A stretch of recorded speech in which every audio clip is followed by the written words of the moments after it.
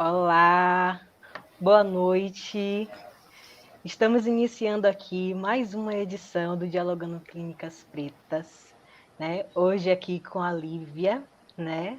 Maravilhosa. E iremos falar sobre o tema diálogo entre a escrevivência de Conceição Evaristo e a psicologia.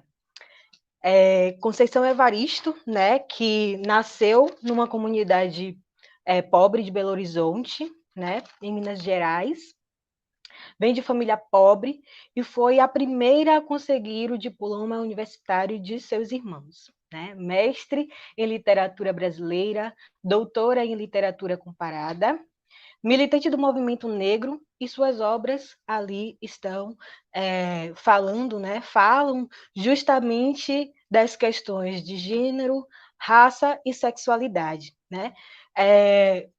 As obras de Conceição Evaristo são muito preciosas, né, para a gente olhar para a saúde mental da população negra, justamente porque ela fala, né, desse lugar muito cuidadoso, poético e da vivência da população negra, sobretudo das mulheres negras, né, dentro das comunidades e das comunidades ali também periférica, né? E não tem como a gente não se ver, né? Não tem como essas escrevivências da Conceição Evaristo não nos atravessar, não nos fazer pertencentes, né? Não nos vermos pertencentes da escrevivência dela, né? Porque são histórias que narram questões, né? Atravessares das nossas histórias, né? E hoje, para a gente falar dessa pensadora grandiosa aí que tem contribuído muito, né, com esse olhar para as questões de racialidade, de gênero e de classe, né, Lívia Arrelias, não é isso? Ou tá certo, Lívia? Isso, né, que também tem aí produzido, contribuído bastante com as suas escrevivências, né, para a psicologia, e não só para a psicologia, como também para a gestalterapia, né, com pensamentos aí, colocações bastante importantes para a gente pensar nessa clínica preta, racializada, na contemporaneidade, né? E Lívia, que é psicóloga, mestre em teoria da pesquisa do comportamento, né? Pela UFPA, especialista em psicologia clínica gestalterapia, integrante da Articulação Nacional de Psicólogos Negros, né? Do Núcleo de Amapá, trabalha com atendimento individual, presencial e online. E também com supervisão clínica online, né? Então, uma pessoa digna para falar dessa maravilhosa, né? Então, duas maravilhosas hoje que a gente vai ouvir, né? Na Dialogando Clínicas Negras, que é um dos projetos também da Rede Dandara, né? Que já vem aí promovendo tem como proposta, né, promover esse pensamento da comunidade negra, as questões raciais, né, e entender como o racismo atravessa ali e também diz diretamente, né, sobre a saúde da comunidade negra, né. Então, Lívia, fique à vontade, né? Gratidão por aceitar o nosso convite, né? E fique à vontade agora para falar, se reapresentar, né? O microfone é teu. Bem-vinda. Boa noite. Obrigada, Léo. Tá? Também tu és maravilhosa e eu estou feliz demais com o convite da Rede Dandaras, nesse segundo Dialogando Clínicas Pretas. Um desafio, né? E também uma alegria muito grande de trazer Conceição Evaristo, né? Que é uma escritora assim, fantástica, brasileira, que teve seu reconhecimento muito recente, fruto desse racismo. E Conceição Evaristo, ela ela me atravessa no fazer profissional, no fazer do consultório, e também no fazer nas supervisões clínicas, porque justamente ela traz, né, até mesmo de uma forma muito poética, a nossa realidade cotidiana. Né? Então, ela é uma figura assim que é muito importante para se ver, para se aprender a ver a própria clínica psicológica. Tá? Então, estou feliz, nervosa, mas vamos lá. Quero começar com um poema de Conceição Evaristo, chamado Apesar das Acontecências do Banzo. Apesar das acontecências do Banzo, há de nos restar a crença na precisão de viver e na sapiente leitura das entrefalhas da linha vida. Apesar de, uma fé há de nos afiançar, de que mesmo estando nós entre rochas, não haverá pedra a nos entupir o caminho. Das acontecências do Banzo, a pesar sobre nós, há de nos aprumar a coragem. Murros em ponta de faca valem, afiam os nossos desejos, neutralizando o corte da lâmina. Das acontecências do Banzo, brotará em nós o abraço à vida, e seguiremos nossas rotas de sal e mel por entre salmos, axés e aleluias.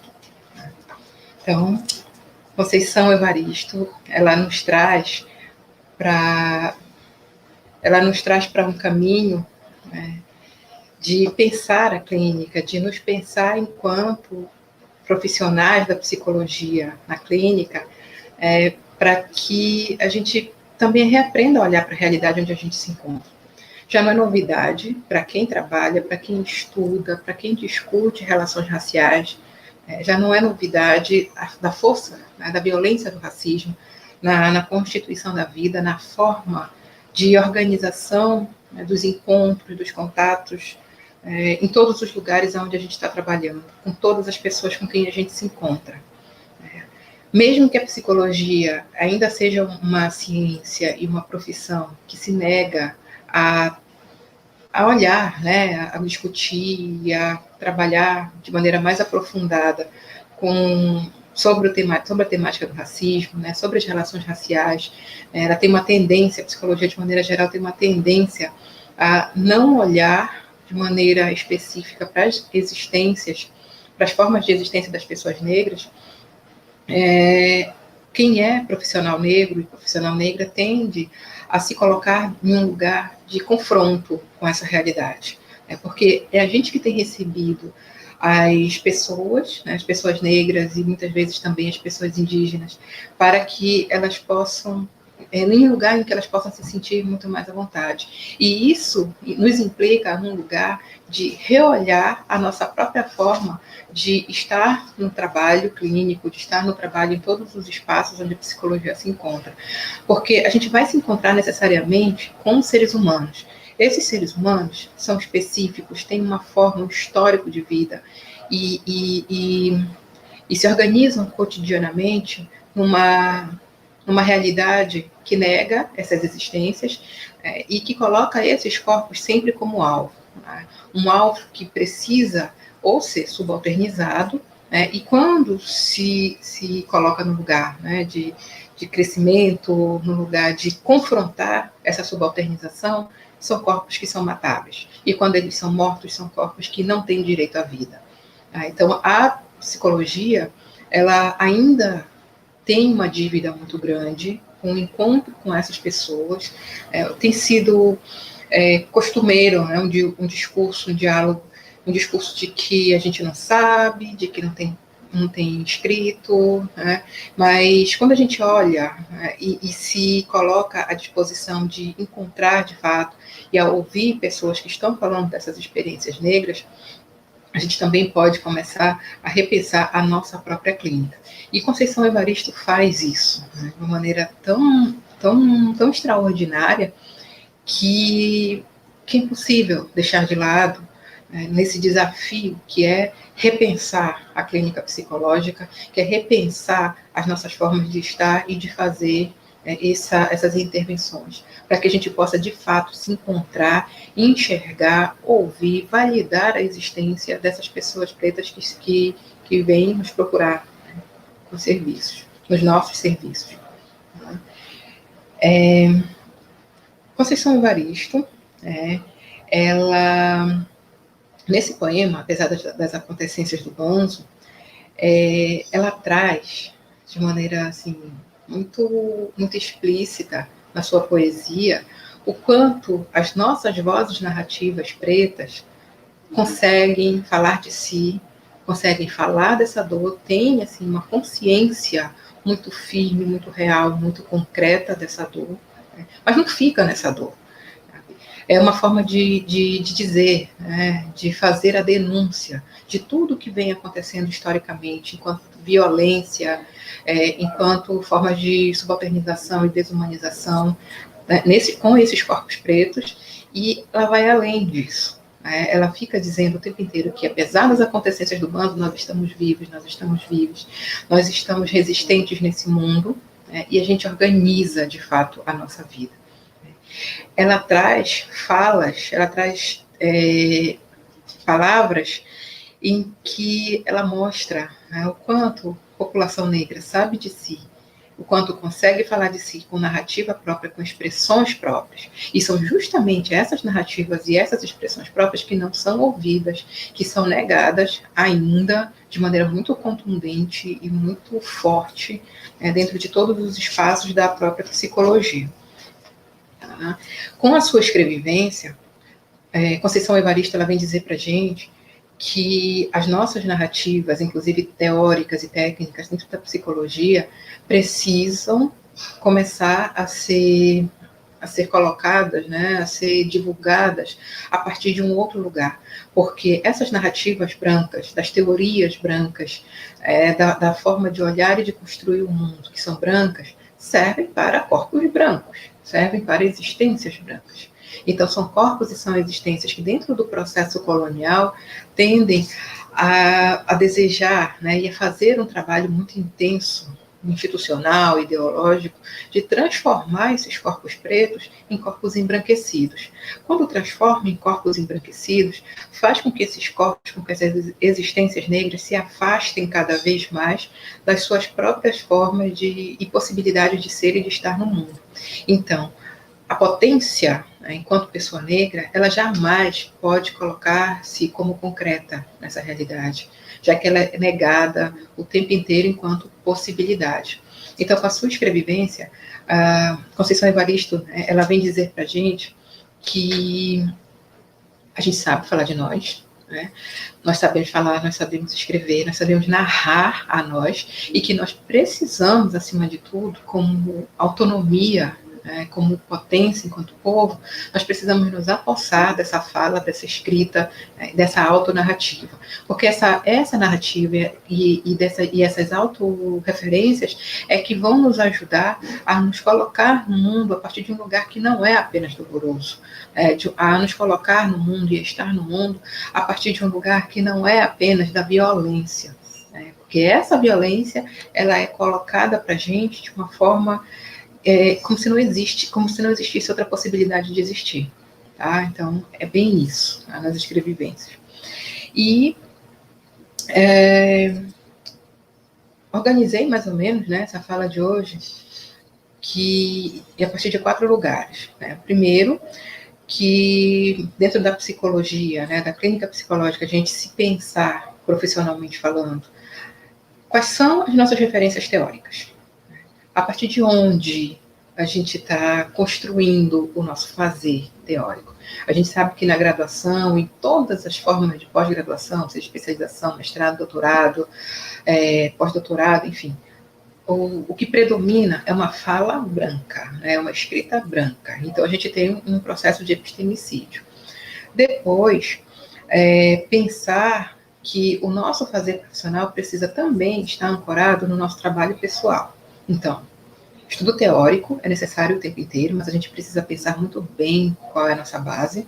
Depois, o trabalho pessoal, então o autocuidado com a gente, enquanto profissionais negros, ele é fundamental para que a gente possa estar dentro desse processo de cuidado com as outras pessoas, especialmente com corpos pretos, que tem uma série de violências de vida e que nos atravessam também enquanto profissionais negros. Um terceiro ponto de ancoramento, que é a supervisão clínica, ou intervisão clínica, ou covisão clínica, clínico-terapêutica, quer dizer, a gente se encontra com outros colegas. Quem são esses colegas com quem a gente se encontra? O que a gente está trocando? O que a gente está... com o que a gente está se alimentando?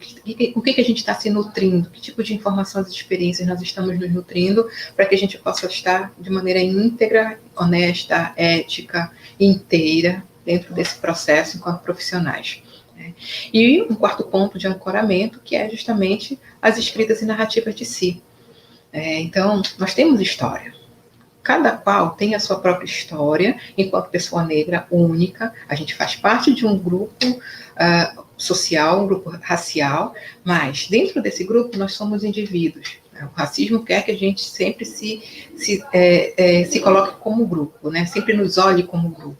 Mas a gente não pode perder de vista quais são as nossas experiências. Então, esses 4 pontos de ancoramento da nossa prática profissional, eles precisam estar o tempo inteiro sendo renovados, né? Precisam estar sempre sendo presentificados, porque, do contrário, a gente acaba se perdendo numa lógica profissional, de intervenção profissional, que nos coloca dentro de um lugar que é de violência constante contra essas próprias pessoas que nos encontram. Então, quando a gente se ancora no estudo teórico, quando a gente se ancora no nosso trabalho pessoal, que pode ser a psicoterapia, pode ser uma série de outros cuidados pessoais com a gente mesmo, quando a gente se ancora na supervisão e nas nossas experiências pessoais enquanto profissionais de psicologia, nós conseguimos chegar, né, estar e permanecer nesses espaços de cuidado de uma maneira mais integral, mais completa, né, mais integrada. Tá? Isso é para a gente, profissionais da psicologia. Tá? Esses componentes todos, eles vão se integrar, né? Não existe uma hierarquia, eles precisam estar o tempo inteiro em diálogo, a gente não pode perder nenhum deles de vista, e a nossa formação ela precisa ser constante, tá? Porque a gente sente raiva, a gente sente dor, a gente tem dúvida, e onde é que a gente vai tirar esses... Com quem a gente vai trocar? Quem são as pessoas que a gente sabe que podem, de fato, nos ouvir? Tá? Então, dentro da obra da Conceição Evaristo, além de me ajudar bastante nas minhas próprias intervenções, ele me ajuda a, inclusive, me repensar, né? Essas obras dela me ajudam a me repensar enquanto profissional. Quando eu volto para cada um dos livros da Conceição Evaristo, releio um poema, releio um conto, releio uma história, se trata de formas de não me perder ou de não perder de vista as experiências de povos pretos, de pessoas pretas que nos são negadas sistematicamente em todos os lugares aonde a gente se encontra. Tá? Na introdução do Olhos d'Água, a Jurema Werneck, ela diz assim, que o lugar de Merovinte é um lugar que é desautorizado. Tá? O mundo que é dito, ele existe. A palavra que é dita reivindica o corpo presente, o que quer dizer ação. Então, quando eu escrevo, eu já parti de um outro processo, que foi o processo de pensar, que foi um processo de refletir. Então, escrever significa agir. Quando eu leio o que outra pessoa negra escreveu, de alguma forma isso me afeta, né? E ao me afetar, pode me levar para formas de ação. A utilização da obra da Conceição Evaristo nos processos clínicos traz possibilidades enormes de a gente trabalhar com pessoas que têm negado esse lugar de olhar para si, de se enxergar. Porque, assim, como as práticas do racismo, né, enquanto violência, elas tendem a dizer que a gente não pode falar de nós, né, que elas retiram a possibilidade de a gente olhar para nós enquanto corpos existentes. Então, geralmente, as pessoas também acabam não sabendo muito de si. E para se construir enquanto ser humano, é preciso encontro com outro ser humano. Na prática racista, numa estrutura racista, encontrar-se com uma pessoa branca é, em geral, um processo que nos coloca no lugar de não humanidade. Mas quando a gente se encontra com outras pessoas negras, inclusive a partir da literatura, a gente tem a possibilidade de começar a se repensar. Qual é o lugar real que eu quero estar no mundo? Como é que eu estou? Como é que essa escrita, como é que essa fala, ela me toca, ela me afeta e me possibilita modificar as maneiras como eu me encontro com as outras pessoas. Então, a força da obra da Conceição Evaristo vem muito nesse sentido. Então, ela também tem uma dimensão técnica, né, para a gente, dentro do trabalho clínico, que pode nos ajudar a fortalecer as possibilidades dessas pessoas, delas se encontrarem, delas olharem para si e delas também conseguirem se reescrever no mundo, né? Se narrar a partir de outro lugar. Ler as obras da Conceição Evaristo também significa uma forma de se construir, de ter acesso a autorreferências. Porque quando a gente se perde, né, que é essa uma das táticas do racismo, né, a gente se perder de nós. Então, quando a gente se perde de nós, a gente também não tem muitas possibilidades de uma inscrição, né, no mundo a partir de um lugar de saúde, a partir de um lugar de potência, a partir de um lugar de vida real. Tá? Então, nesse sentido, as obras dela, elas têm assim, um valor muito grande no nosso próprio trabalho clínico. Enquanto visão de mundo, a gente tem uma série de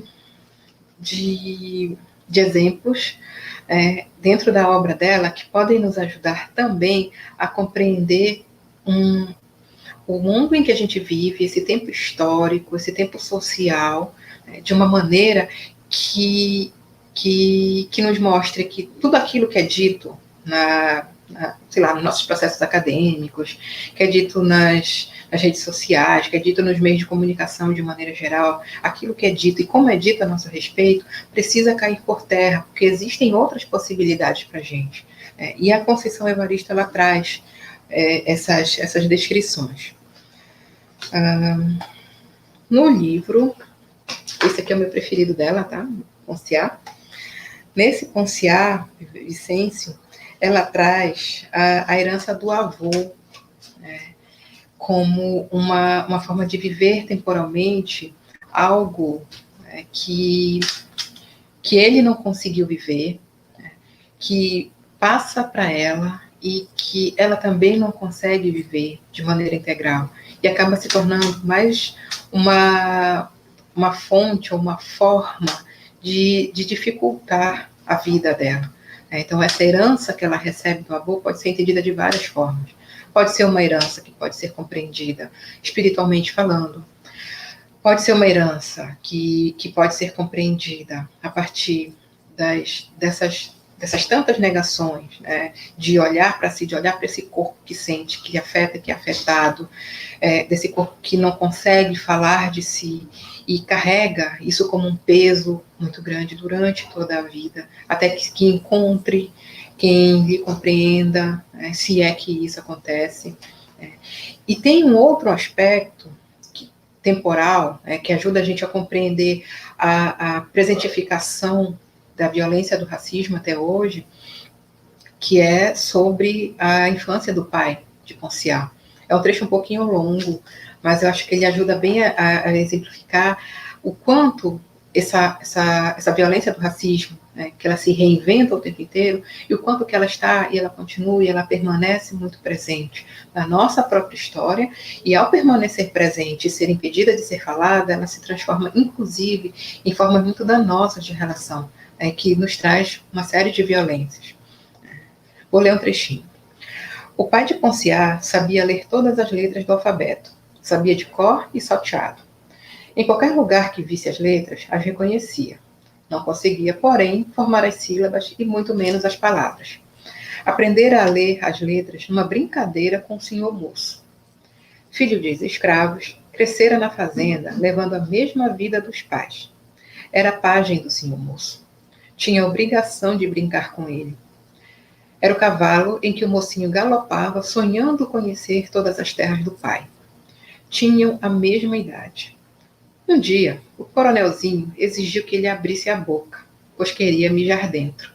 O pajem abriu. A urina do outro caía escorrendo quente por sua goela e pelo canto de sua boca. Sim, o moço ria, ria. Ele chorava e não sabia o que mais lhe salgava a boca, se o gosto da urina ou se o sabor de suas lágrimas.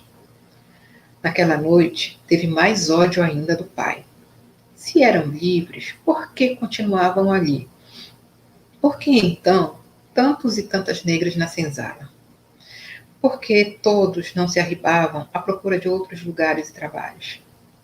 Um dia, perguntou isto ao pai, com jeito, muito jeito. Tinha medo dos ataques dele. O braço cotoco do homem, ao bater, pesava como se fosse de ferro. Era certeiro na pancada. Atingia-lhe sempre na cabeça, provocando um gosto de sangue na boca. Perguntou, e a resposta do pai foi uma gargalhada rouca de meio riso e de meio pranto. O homem não encarou o menino. Olhou o tempo como se buscasse no passado, no presente e no futuro, uma resposta precisa, mas que estava a lhe fugir sempre. Então, a negação de se olhar para essas experiências de violência racista que permanecem o tempo inteiro, cotidianamente, nas vidas de pessoas negras, isso faz com que haja uma forma de estar no mundo que é quase que mecânica. Então, se permanece no lugar da subalternização, se permanece no lugar da animalização, se permanece num lugar existencial que é o de se violentar o tempo inteiro. E quando, no trabalho da psicologia, independente do set onde a gente está, quando a gente não tem a escuta, quando a gente não tem uma forma de olhar, de acolher e de compreender aquela pessoa a partir dessas violências que são estruturais, são estruturantes, que estão historicamente nesse campo vivencial, a nossa possibilidade enquanto profissional é de fazer com que essas dores, com que essa violência, com que ela aumente, ela recrudesce. Tem uma questão assim importante, né? Que essas dores, elas são vividas no corpo, são vividas corporalmente, a gente é afetado, existe uma questão afetiva muito forte dessas violências e dessas dores, e essas questões, como elas são vividas corporalmente a partir de muita dor e de muita violência, geralmente pessoas negras tendem a ter dificuldade de reconhecê-las enquanto violência racial. Aí facilmente elas caem nos vários diagnósticos, caem primeiro nos diagnósticos, diagnósticos psiquiátricos principalmente, mas também caem muito em psicologizações. Quando a gente não compreende, sabe, toda a história dessa pessoa, tudo aquilo que ela traz, enquanto formas de vida possíveis para ela naquele momento, quando a gente não percebe isso, quando a gente não olha com cuidado para esses lugares, a tendência é que essas violências elas se fortaleçam. E aí, o nosso trabalho, ele passa a ser, inclusive, um trabalho antiético. Antiético no sentido de que eu estou dizendo, eu profissional, estou dizendo a partir de uma série de teorias que são baseadas numa realidade que não nos contempla, eu estou dizendo para essa pessoa, estou intervindo com essa pessoa de uma forma que não alcança a vida dela cotidiana. Eu estou trabalhando na mesma lógica, na mesma lógica cíclica, na mesma lógica temporal, circular, dessa realidade, dessa sociedade que só violenta esses corpos. Então, isso que a Conceição Evaristo escreve no Ponciar, sobre o pai da Ponciar, essa experiência dele, desde menino, e que ele cresce a partir desse mundo de violências, essas são violências que são renovadas o tempo inteiro, já que ele passa toda a vida dele trabalhando lá naquela fazenda. Então, ele passa essa mesma experiência para o próprio filho.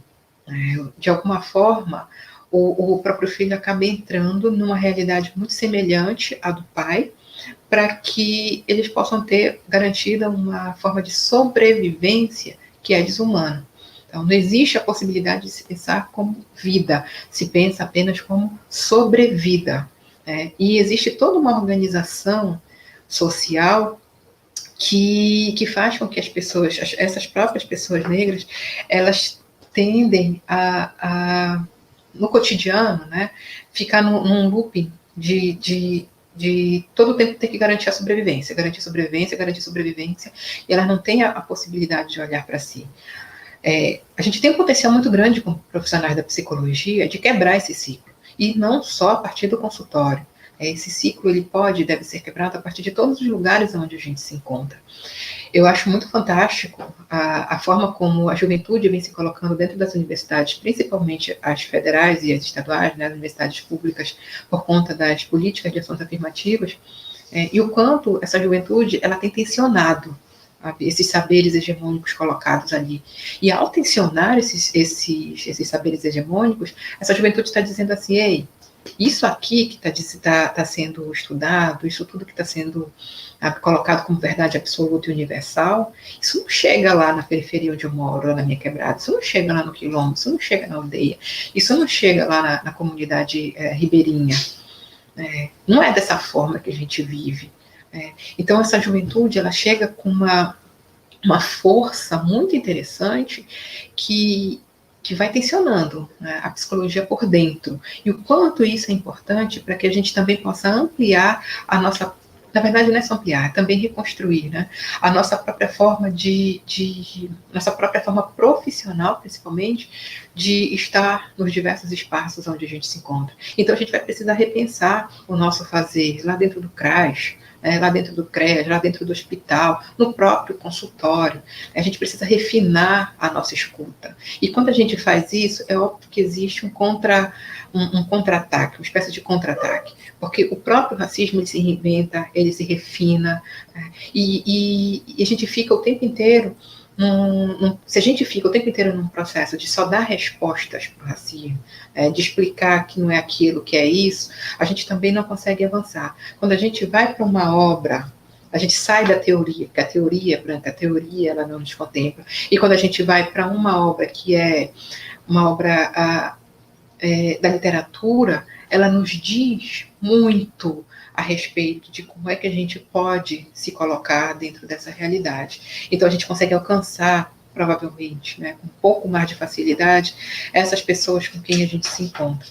Então, como diz a Jurema Werneck na introdução, né, do Olhos d'Água, se narrar, se falar de si, se isso significa ação, então que a gente também possa abrir as possibilidades para que as pessoas possam narrar a si a partir das suas próprias vidas, das acontecências do seu cotidiano. Uma outra questão que também tem a ver com temporalidade, em que o racismo ele nos nega, é a questão de futuro. Ele faz com que um passado violento ele se mantenha sempre presente.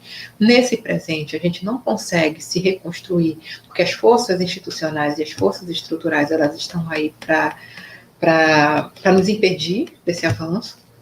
Mas, temporalmente, também, uma das forças do racismo é impedir que a gente sonhe. Se a gente não sonha, a gente não consegue construir futuro. E, no Olhos d'Água, no conto do Zuquerência, a Conceição Evaristo traz um trechinho sobre isso. Quem disse que estrela era só para fadas? Estrela era para ela, do Zu. Estrela era para Tádio, para Angélico. Estrela era para a menina Querença, moradia nova, bendito Aiê, onde ancestrais e vitais sonhos haveriam de florescer e acontecer. Então, o que eu acho muito legal nas obras da Conceição Evaristo é que ela, além dela questionar e dela fazer uma denúncia, ela não para aí. Ela fala dessa potência dessas pessoas que estão colocadas o tempo inteiro nesse lugar de subalternização. Ela fala de quanto essas pessoas são potentes para questionar isso que está posto. E é legal porque é esse tipo de conhecimento que não chega nas nossas formações ou nas nossas deformações acadêmicas em todos os níveis. Não chega por questões epistemicidas, é óbvio, mas não chega principalmente como uma forma, né, estratégica de refinamento desse racismo que tenta nos apagar das nossas possibilidades de ser humano. Mas está aqui, está dito. Está dito, está escrito, a gente pode acessar. E além de acessar para a leitura própria, a gente pode acessar, inclusive, para disseminar, para dizer muito mais, para tentar ir além. Um outro ponto que eu queria trazer para a gente refletir um pouco, e que é muito caro para a gente dentro da psicologia, é a noção de pessoa. A gente tem uma série de abordagens teóricas na psicologia. Essas abordagens teóricas, elas pretensamente, elas nos ajudam a trabalhar, a fazer intervenções, a compreender, a enxergar as pessoas com quem nós estamos trabalhando.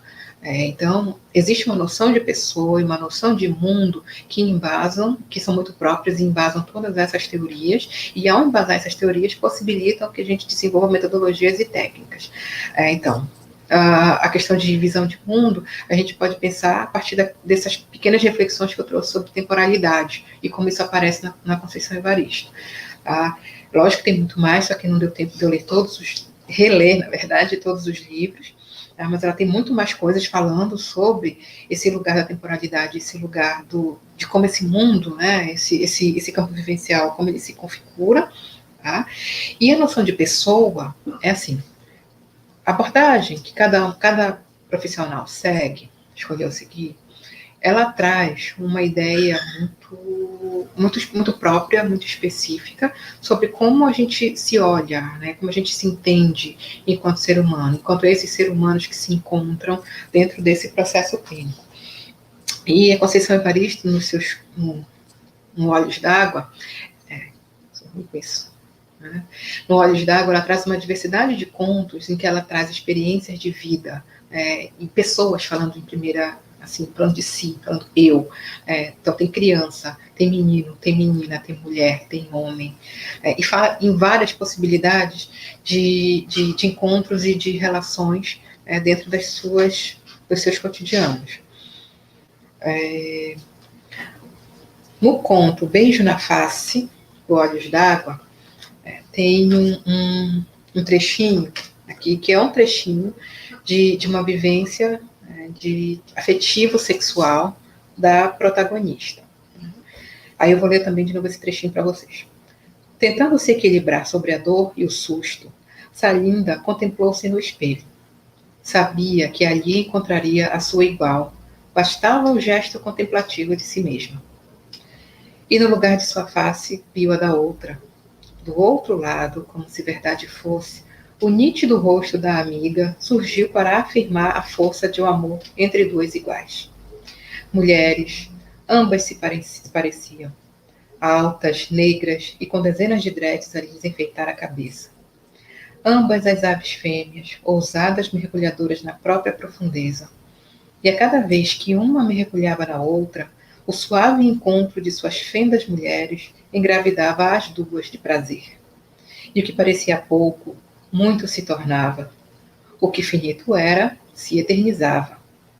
E um leve e fugaz beijo na face, sombra rasurada de uma asa amarela de borboleta, se tornava uma certeza, uma presença incrustada nos poros da pele e da memória.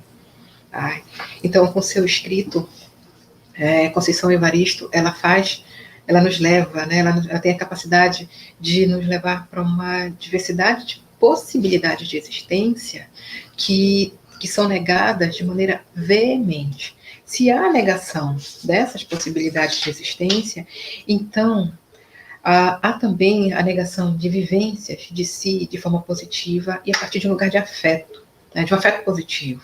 Não mais do afeto doloroso, subjugado, violento, como que é o racismo, mas de um afeto amoroso, cuidadoso, de reconhecimento de si nas outras pessoas, na outra pessoa, naquela outra face, ou naquela outra existência negra.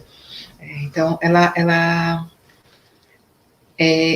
quando ela traz essas escritas, quando ela traz esses escritos, ela também nos possibilita pensar assim, o que comparece, que situações comparecem para mim dentro do meu trabalho clínico, no consultório, no hospital, lá com as mulheres vítimas de violência, dentro das instituições de abrigamento de crianças e adolescentes, lá dentro da penitenciária.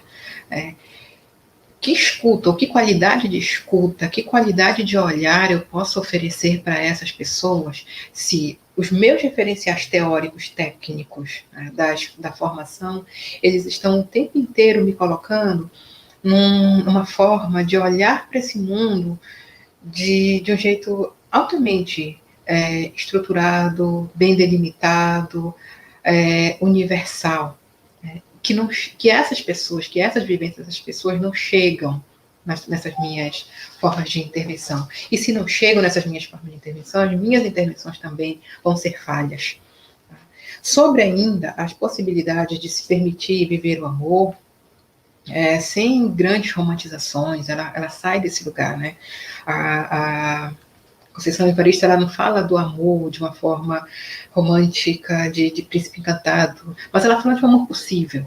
E no conto do Amanda, também do Olhos d'Água, ela traz algumas frases que mas como perguntas que vão acompanhando a história da vida da Luamanda, que é a protagonista desse conto. Então, assim, as perguntas que ela faz. Em determinado momento da vida da Luamanda, né, ela faz a pergunta: o amor dói? E um outro momento, já na adolescência, ela pergunta: o amor é terremoto? Mais para frente, vivendo outras experiências afetivo-amorosas, né, o Amanda se pergunta: o amor é um poço misterioso onde se acumulam águas lágrimas? E seguindo um pouco mais, quando ela amadurece, né, nessas experiências amorosas, ela pergunta: o amor não cabe em um corpo? Seguindo um pouquinho mais, né, história de Luamanda, ela traz: o amor é um tempo de paciência, já falando desse amor maduro. E mais um pouquinho à frente ela pergunta: o amor comporta variantes sentimentos? Ela, na trajetória de vida de Luamanda, Conceição Evaristo fala dessas diversas experiências, né, de dor, de prazer, de êxtase, mas sempre colocando essa vivência do amor a partir de uma realidade concreta possível. Né? E aí ela finaliza com a frase: podia ser que o amor já não suportasse um tempo de longa espera. Então, quando ela faz essas várias perguntas no decorrer da vida de Luamanda, a gente também pode começar a se pensar assim: como é que o amor, esse amor afetivo sexual, dessa vivência afetivo sexual, seja hétero, seja bi, seja homo, enfim, qualquer possibilidade de vivência afetivo sexual, como é que ele se organiza e se configura na vida dessa pessoa ou dessas pessoas com quem eu me encontro? Porque se a gente vai para a teoria clássica, né, tanto da psicologia quanto das áreas de todas que pensam o amor, por exemplo, elas vão dizer sempre que há quase como se fosse uma tabelinha, né, quase como se fosse uma espécie de receita de bolo para dizer para a gente como é que deve se viver o amor. E aí no conto, Conceição Evaristo vai dizer, não, vai narrar, né, que as possibilidades são inúmeras e elas estão aí, elas estão postas, segundo as maneiras como a gente vai vivendo. Quem é essa pessoa que ama? Como é que ela ama? Que momento da vida ela se encontra? Quais são as possibilidades que estão postas realmente, concretamente para ela? Quais são as percepções que ela constrói a respeito de amor? De onde é que ela vem? Quais são as experiências que ela já teve ou que ela já ouviu de outras pessoas com quem essa pessoa circula? Então, tudo isso está nesse lugar, nessa dinâmica, né, de construção de si, e ajuda, né, podem ajudar a gente a pensar, né, e a se colocar de uma forma em que até o nosso jeito de compreender o ser humano precisa se modificar. E não olhar para essas experiências a partir de um lugar de exotização, mas são experiências que são negadas dentro das nossas escritas, das nossas teorias, dentro das nossas formas de acesso acadêmico às nossas deformações. Tá? Ainda, né, no Olhos d'Água, deixa eu ver aqui, na página 106. Eu estou me perdendo aqui nas páginas.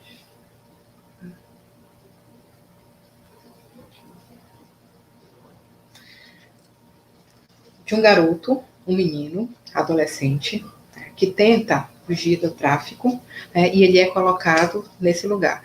O título do conto é A Gente Combinamos de Não Morrer. Naquele dia, mandaram que eu fosse enfrentar também. Eu tinha 13 anos. No meio do tiroteio, esporrei, gozei. E juro que não era de medo, foi de prazer. Uma alegria tomava conta de meu corpo inteiro. Senti quando meu pau cresceu ereto, firme, duro feito a arma que eu segurava nas mãos. Atirei, gozei, gozei. Gozei dor e alegria, feito outro momento de gozo que me aconteceu na infância. Eu estava com 6 para 7 anos e arranquei, com as minhas próprias mãos, um dentinho de leite que dançava em minha boca. Minha mãe me chamou de homem. Cuspi sangue, limpei a baba com as costas da mão, ainda tremendo um pouco, mas correspondi ao elogio. Eu era um homem. Tive um prazer intenso que brincou com o meu corpo todo. Tive até um princípio de ereção. Imagina, né? A gente lá no grande congresso de psicologia, falando de sexualidade na adolescência, como é que um menino ele descobre o seu corpo, e a gente faz uma fala dessa. É muito não conseguir encontrar e muito não conseguir se encontrar com uma realidade que é vista mesmo, né? Que é vista como algo que é feio, que é sujo, que é ruim, que é demonizante. Porque é isso, é nesse lugar que o racismo coloca os corpos pretos, né? Coloca nesse lugar de dizer que você é menos civilizado, que você é selvagem, e que por ser selvagem, tu precisa ser civilizado por uma lógica que não faz o menor sentido nas tuas vivências como povo, e isso é reiteradamente repetido no passar do tempo. Então, individualmente, cada pessoa, cada indivíduo, cada pessoa negra, ela vai se constituindo dentro de uma lógica que é de negação. E se essa lógica é de negação, ela vai olhar para o seu próprio corpo também de uma forma que ele é ruim, que ele é feio, que ele é sujo.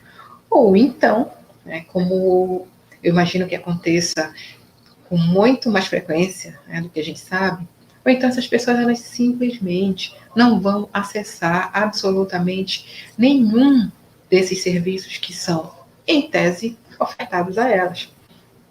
Vou acessar para quê?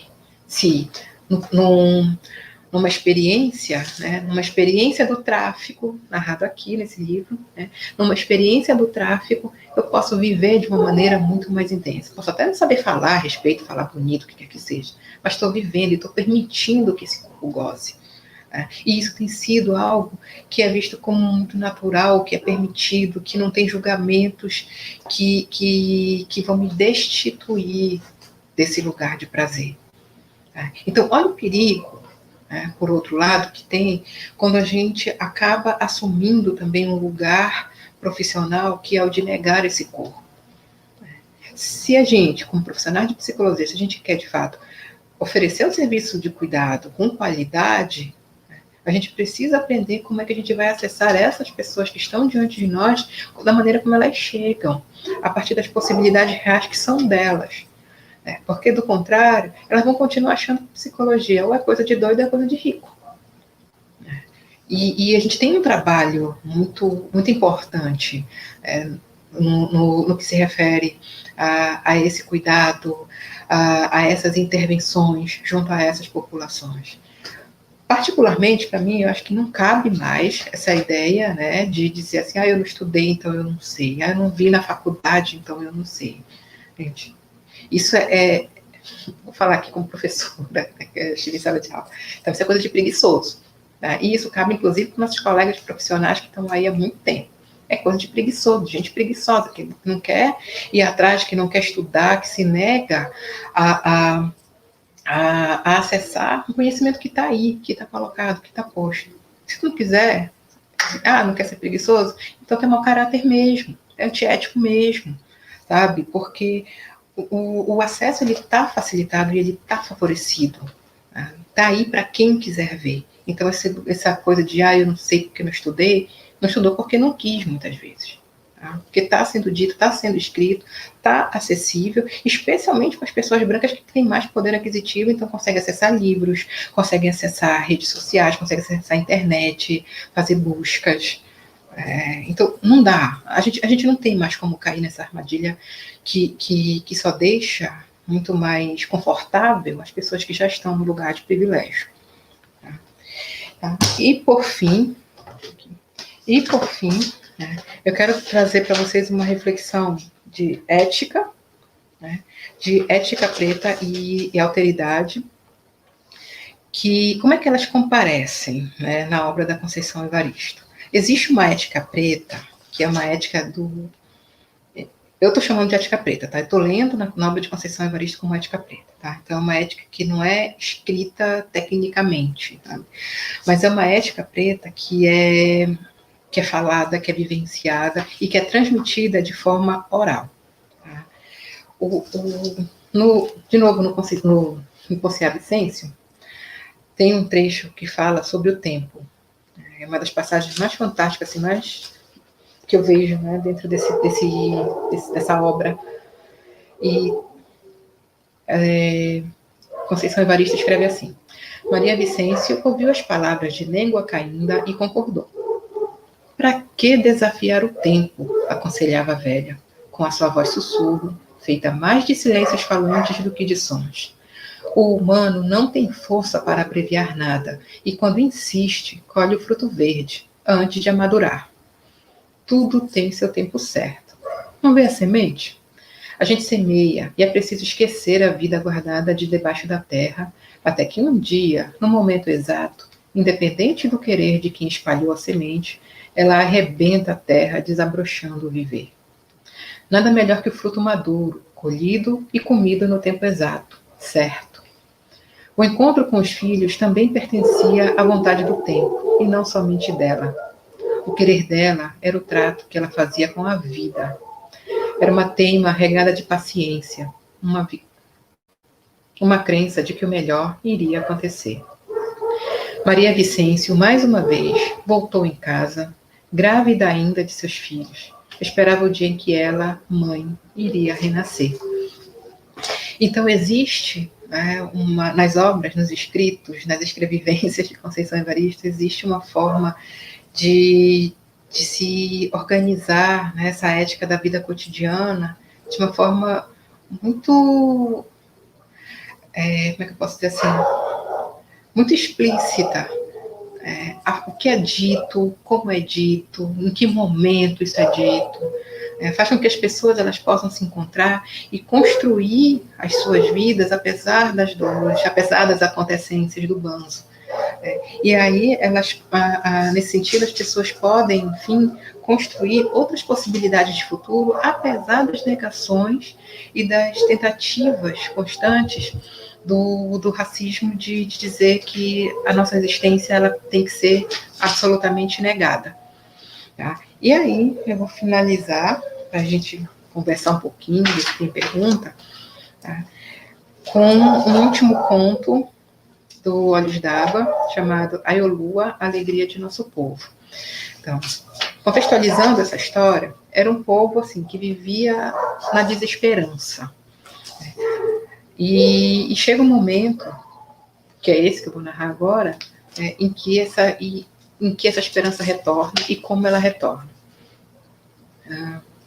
À noite, quando reunimos em volta de uma fogueira mais de cinzas do que de fogo, a combustão maior vinha de nossos lamentos.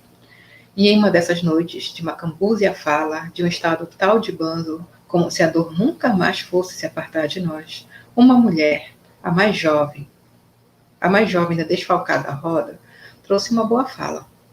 Bamidelê, a esperança, anunciou que ia ter um filho. A partir daquele momento, não houve quem não fosse fecundado pela esperança, dom que Bamidelê trazia no sentido de seu nome. Toda a comunidade se engravidou da criança nossa, do ser que ia chegar.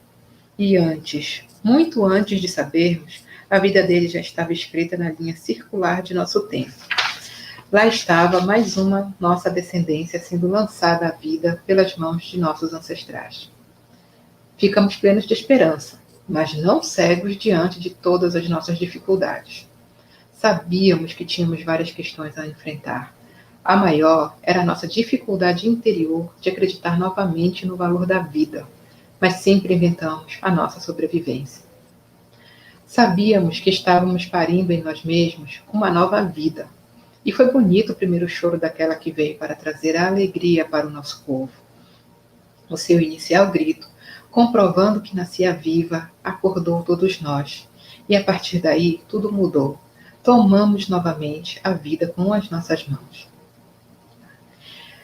A Ioluá, a alegria de nosso povo, e sua mãe Bamidele, a esperança, continuam fermentando o pão nosso de cada dia.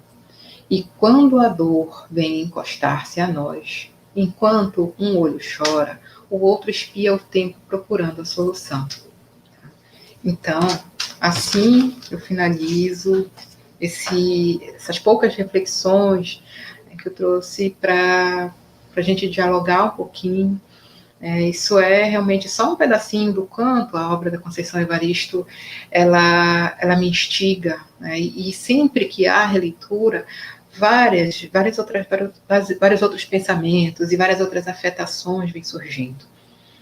Então, sim, fico à disposição para a gente conversar, se tiver alguma pergunta, alguma colocação.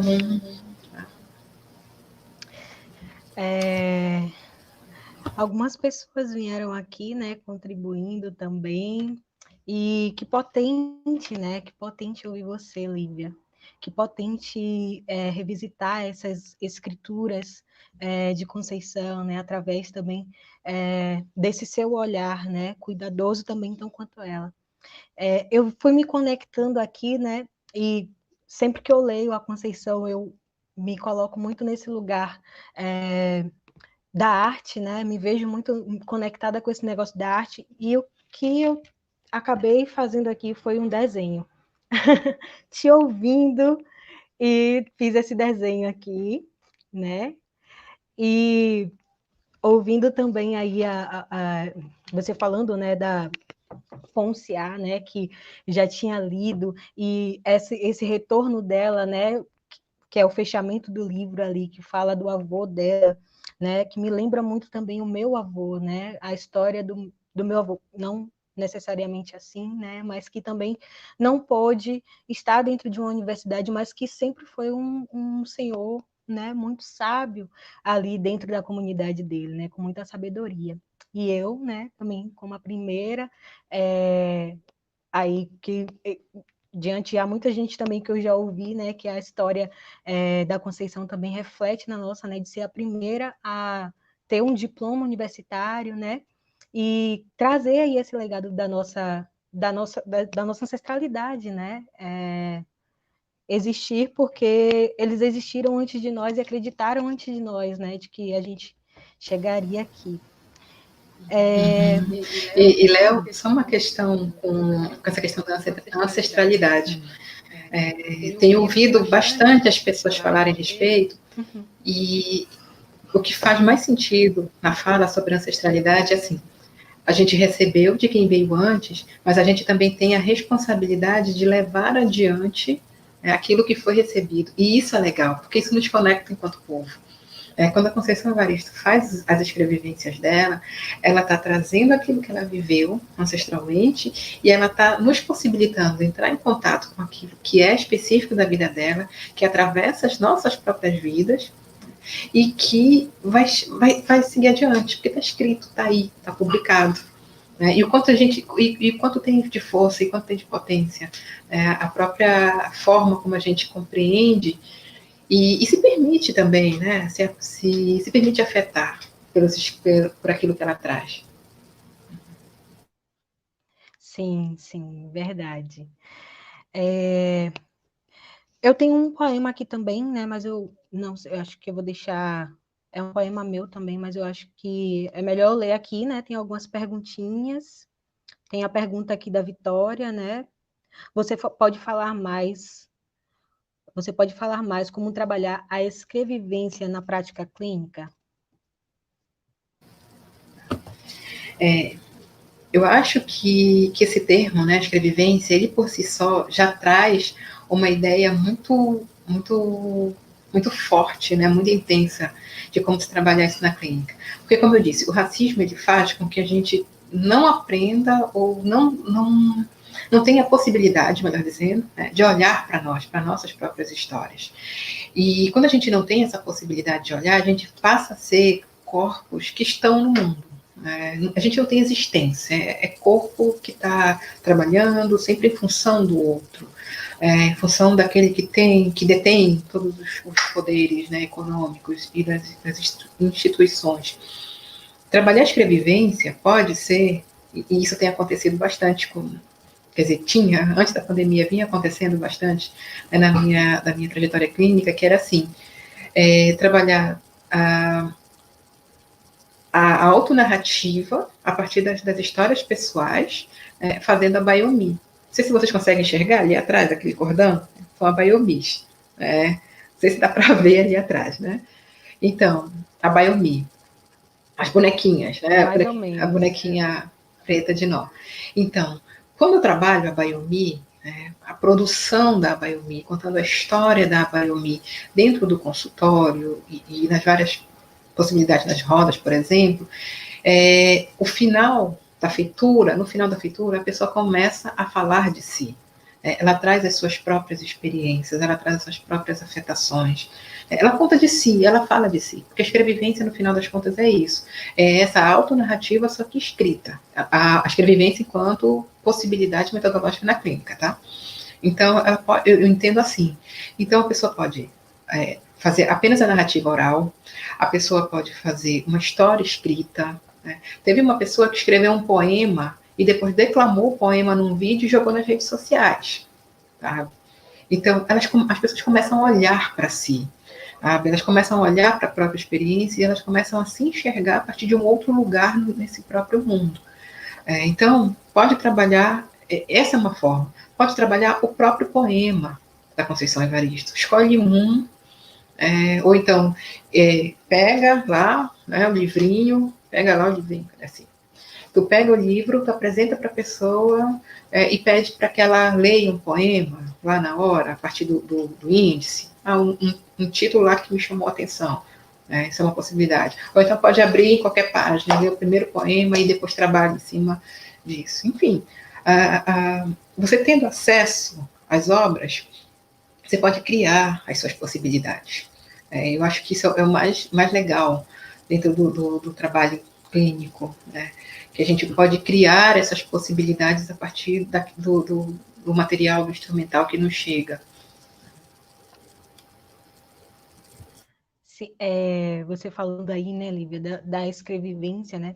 E eu vejo também, eu sou uma pessoa artística também, né? E eu vejo essa escrevivência não só a partir da escrita, mas também de toda a forma de expressão que a gente pode, né, se colocar, né? Porque toda arte é uma forma de expressão, né? Eu costumo dizer que a arte integra e ressignifica subjetividades. E a gestalterapia também dá a gente essa liberdade de utilizar a arte, né? Por isso também que eu me encanto muito, né? Porque me atravessa de verdade, né? A gestalterapia me abraça. E deixa eu ver aqui, teve alguém que falou aqui. Aqui. A Tiane Neves falou: gente, eu estou na escrita de um artigo sobre éticas antirracistas. Que conceito de ética preta seria muito bem-vindo? Quer dizer, na verdade, ela fez uma exclamação, né? Que conceito de ética. Esse conceito de ética preta seria muito bem-vindo, né? De fato.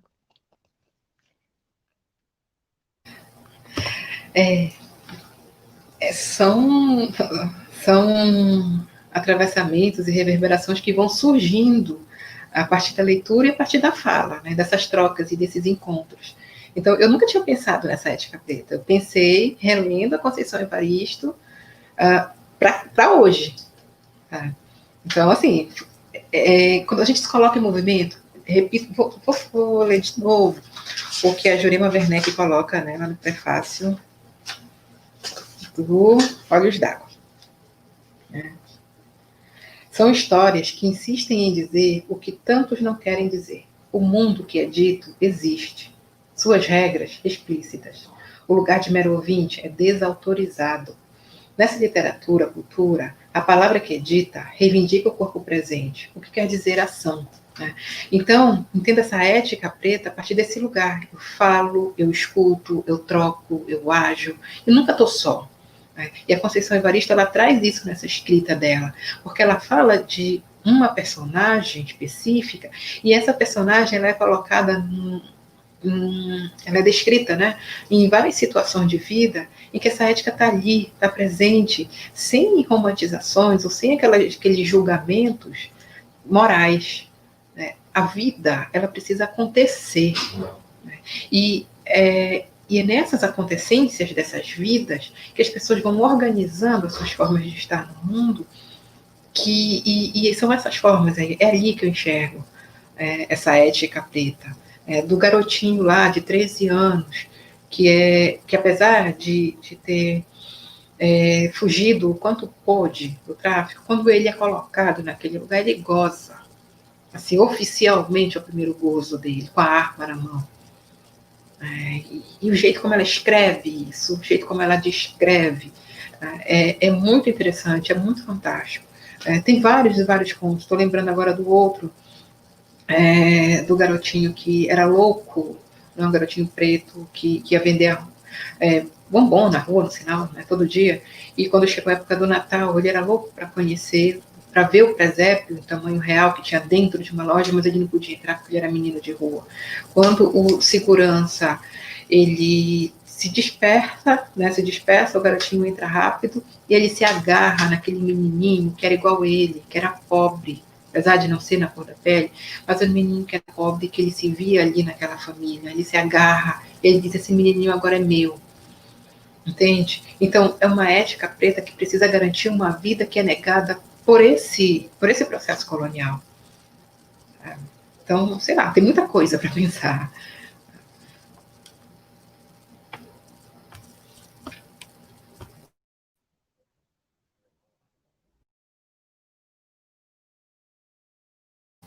E o comentário da Rede Deu uma Dandaras. travada aqui Tá. para mim, eu não sei se travou para Não. você. E o comentário da Rede Dandaras, na hora de registrar essa ética preta. Bom, o primeiro registro está aqui no vídeo, né? E daqui é para frente, é pensar, refletir, aprofundar. Então, bora. Simbora, né? Sim. Ok, eu acho que aqui tem algumas. Cadê?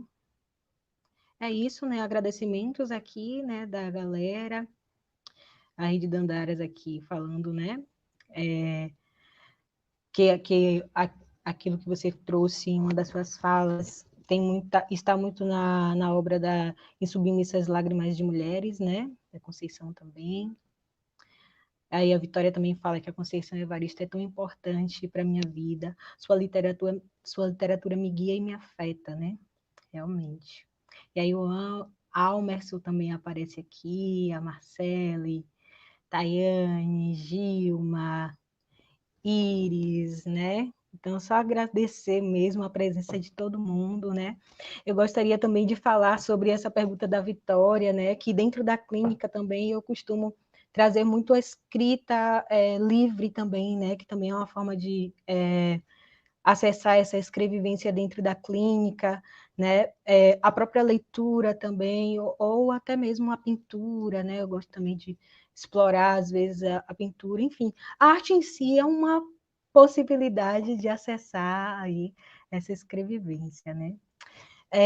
Eu queria... Você quer falar alguma coisa, Lívia? Eu queria ler um poema que é meu, né? E aí eu tentei também, enquanto você estava falando aí, fazer um arranjo aqui pelo violão, né? Então, a gente vai tentar, que eu não sei se vai dar certo, mas estou aqui para Adoro tentar. essas pessoas artistas. Diz que eu ia tocar um samba, estava até com cartuchinha aqui na mão, mas fique à vontade. Oxe, então toca um samba aí? Certo. Você tá ruim para ouvir? Tá ruim? Tá Tá um pouquinho rouco, mas eu acho que dá para ir. Uhum. Ok.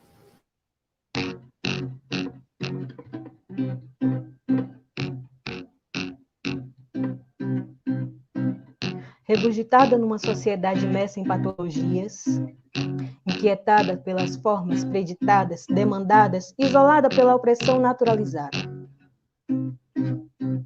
Só um almejo, o de saber por que preto é ausência, porque dele é o preço, porque ele é o peso, porque dele apenas o contorno e não o preenchimento.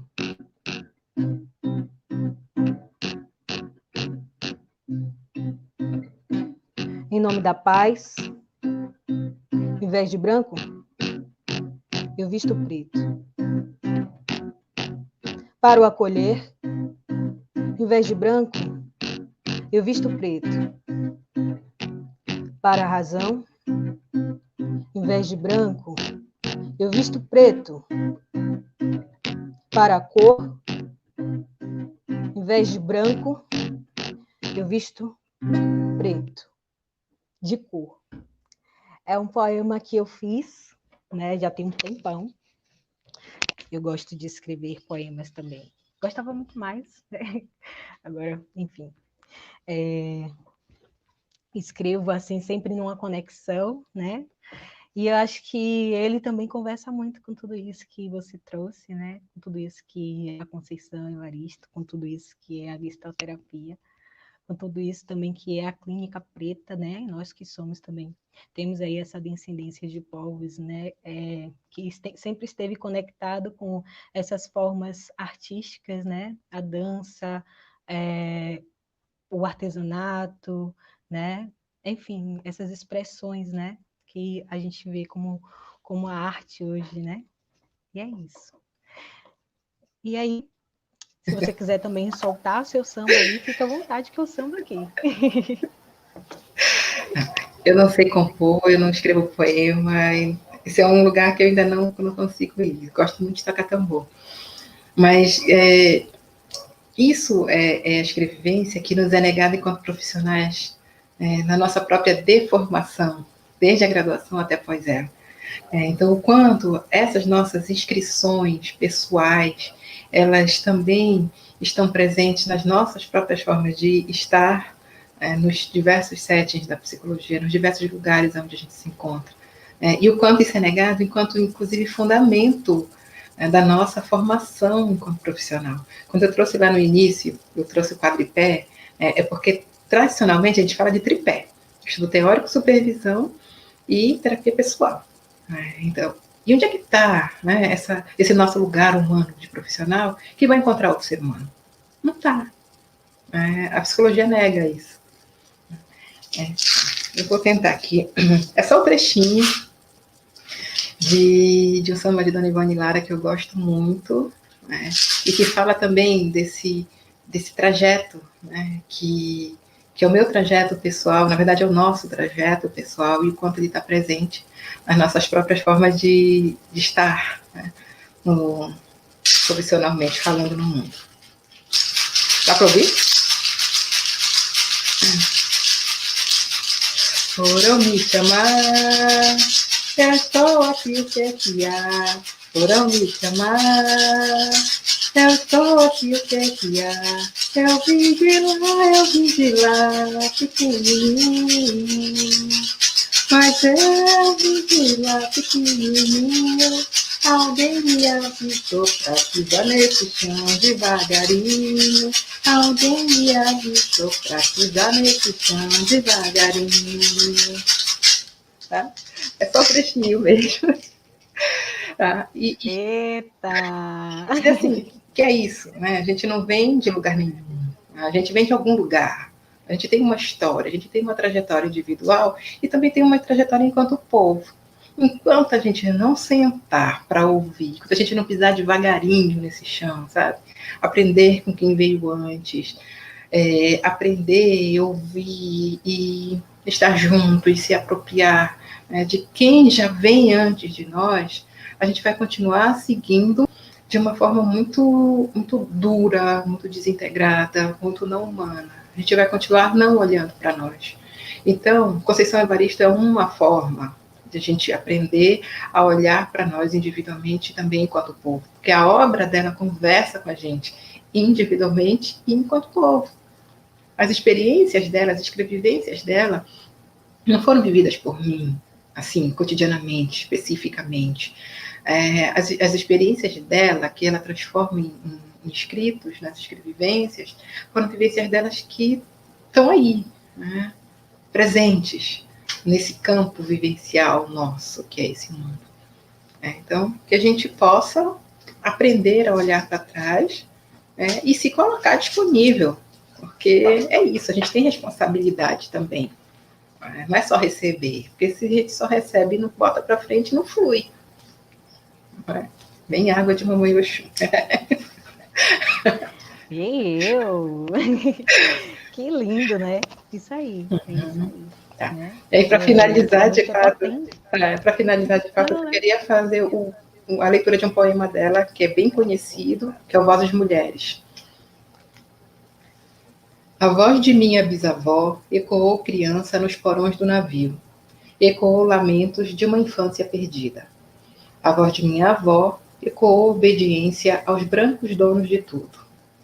A voz de minha mãe ecoou baixinho revolta no fundo das cozinhas alheias, debaixo das trouxas, roupagens sujas dos brancos pelo caminho empoeirado rumo à favela. A minha voz ainda ecoa versos perplexos com rimas de sangue e fome.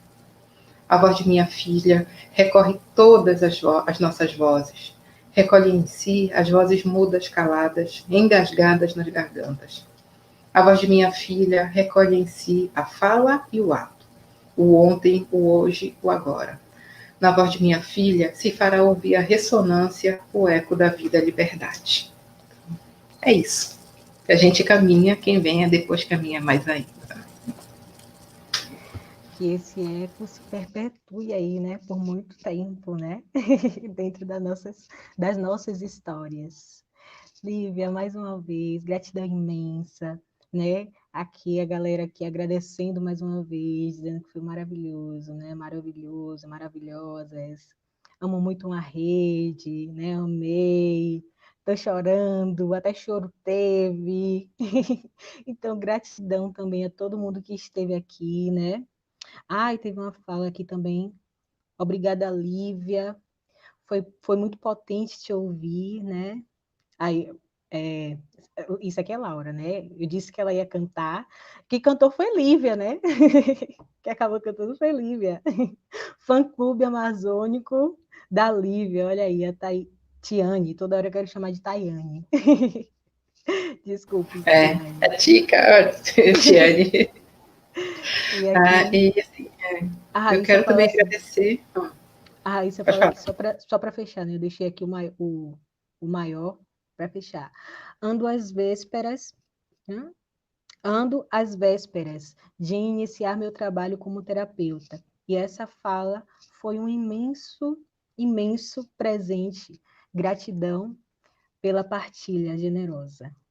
E é isso, gratidão, Lívia, pela partilha generosa, né? Por aceitar estar com a gente mais uma vez, né? Que você já esteve numa das edições da Dialogando, né? Contribuindo mais uma vez. Então, gratidão imensa mais uma vez e por tudo isso que foi hoje, né? Por todo esse encontro, por todo esse contato, por toda essa presença. Eu agradeço muito também o convite da Rede Dandaras. Eu também amo uma rede. Tá?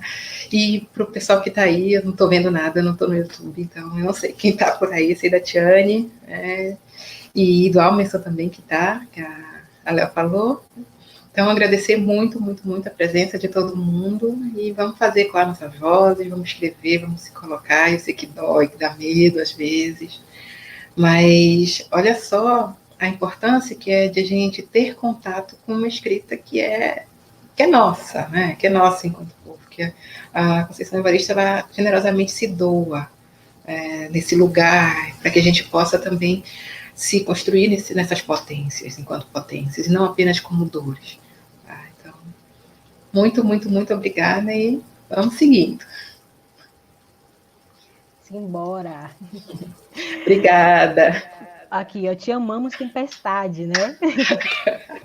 Oh, Iris Xavier também chegou aí, mandou um coraçãozinho. Então, gratidão imensa a todo mundo que esteve aqui, que passou aqui, né? Que contribuiu, que ouviu, né? Gratidão e até mais. Beijos.